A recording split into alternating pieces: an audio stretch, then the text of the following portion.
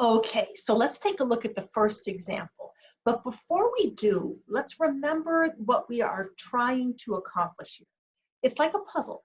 We will be given a set of premises and we will be asked to see if we can work our way to the conclusion using only valid inference forms. If we can, that argument's valid. If we can't, if any attempt to go from the premise set to the conclusion forces us into a fallacy, then the argument is invalid. Let's quickly remind ourselves of what our valid and invalid inference forms are. We have the modus twins, modus ponens, modus tollens. We have hypothetical and disjunctive syllogism. We have the two dilemmas, simple and complex. And then we have the two invalid inference forms, fallacy of assuming the consequent and fallacy of negating the antecedent. As before, it's really not that important that you know the names of these inference forms. What matters is that you can recognize them and know if they're good or bad. As we progress through these arguments, I will be using the symbolized form of these inferences because, believe it or not, it's easier. It's visually simpler, and so it's cognitively simpler. There might be a little bit of a maybe a learning curve in not thinking about if then in English, but thinking about the arrow, not thinking about opposite, but thinking about that little squiggle, the tilde, not thinking about either or, but thinking about the wedge, that little V. But if there is that kind of resistance, it might just be because it looks like math to you. This is not math. So if you had some kind of an unfortunate experience with math, as a former math teacher, I'm very sorry.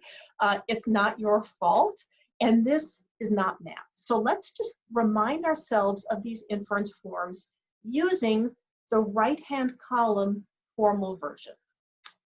P arrow Q. The arrow is read as if then. We say if before we hit the first letter, and we say then when we hit the arrow. So this is if P then Q. Note how intuitive that symbolization is. It's if one thing, then the other. That is kind of like an arrow, right? P, therefore Q, modus ponens. If P, then Q, not Q, or the opposite of Q. That little squiggly line means not, opposite. Therefore, the opposite of P, not P. Hypothetical syllogism. If P, then Q. If Q, then R. Therefore, if P, then R. Disjunctive syllogism, remember that little V is wedge, it means or.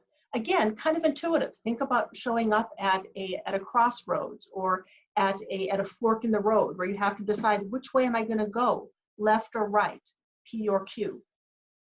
The opposite of P, therefore Q. The opposite of Q, therefore P. That also works.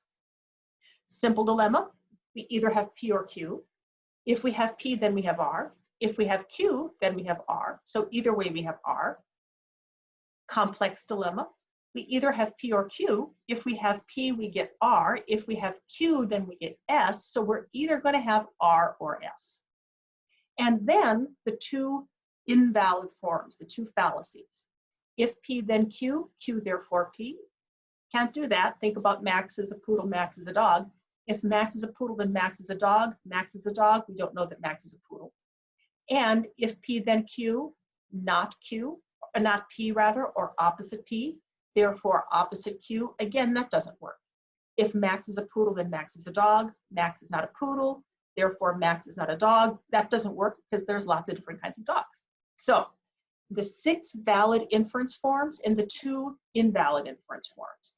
There are, as you might guess, many more inference forms than that, both valid and invalid. I've chosen these 6 good ones and these 2 bad ones because they show up a lot, and I think it gives us a really useful tool set. So let's take a look at example 1. Now, what I'm going to do is I am going to symbolize and work through this, filling in the missing subconclusions as we go. So let's read. First sentence. If Alma is a philosophy major, then she's familiar with the logical fallacy. So that's going to be an if-then sentence, right? So let's put the arrow down. The front part is Alma is a philosophy major. Now, I want to use a letter in order to represent that little claim, right? Why don't I use P for she is a philosophy major. And the back part is she's familiar with the logical fallacies. I'll use F for that, right? Now, it doesn't matter if you use P or if you use Q or if you use A or if you use B.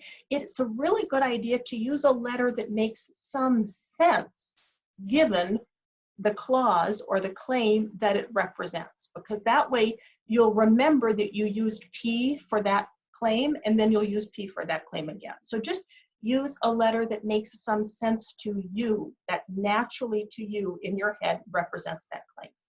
So it'll probably have a letter that shows up in one of those words. So this is, if Alma is a philosophy major, then she's familiar with the logical fallacies. That's that claim.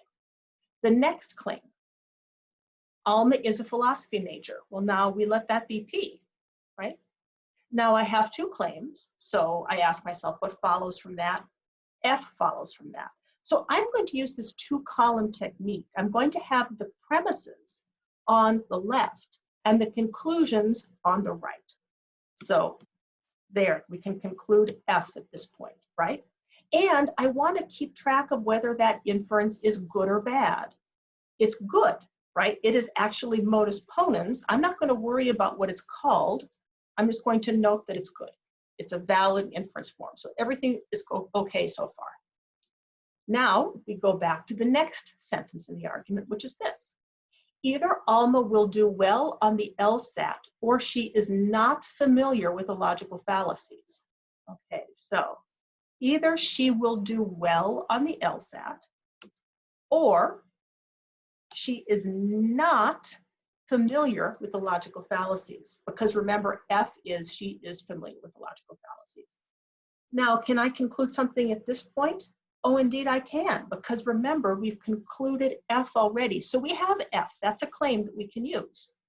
We have either W or not F. So we have a disjunction or an or statement. We have the opposite of one of the things that's ORed, so we can conclude the other thing that's ORed. We can conclude at this point W, and that is a valid inference form. If that is confusing, it is undoubtedly because the tilde or the negation is in the or part, and it's not in this thing that we are adding to the or part. So think about this. F is the same as not F, right? Does that make sense? The double negatives cancel out. I can say either I have F, or I can say, well, I don't not have F. It's the same thing. So now think about it. W or not F, but not F. Does that make more sense? Therefore, W. So what was the last claim that we used? This was the last claim that we used. So now we are at, if Alma doesn't get admitted into law school, then she will not have done well on the LSAT. Okay, so that would be, sorry about that. If she does not get admitted, then she will not have done well on the LSAT, not W. Can I conclude something? Yeah, right? I have if front, then back, the opposite of the back. W is the opposite of not W. Again, if it helps you to think about W as being the same thing as not W, you go right ahead. But the key relationship is if front, not A, then back, not W, the opposite of the back, W. So that gives us the opposite of the front. Well, if the front is not A, then the opposite is A. And again, that's valid. Okay. Therefore, Alma will get admitted into law school. And look where we ended up. We just naturally ended up at the conclusion where we're going for. That's the ultimate conclusion, so I'll underline it. So we were able to work our way from the premises, everything here on the left, to the ultimate conclusion, the last thing here on the right, using only valid inference forms. So this argument is valid. Very good. So we are going to do example 2 next time.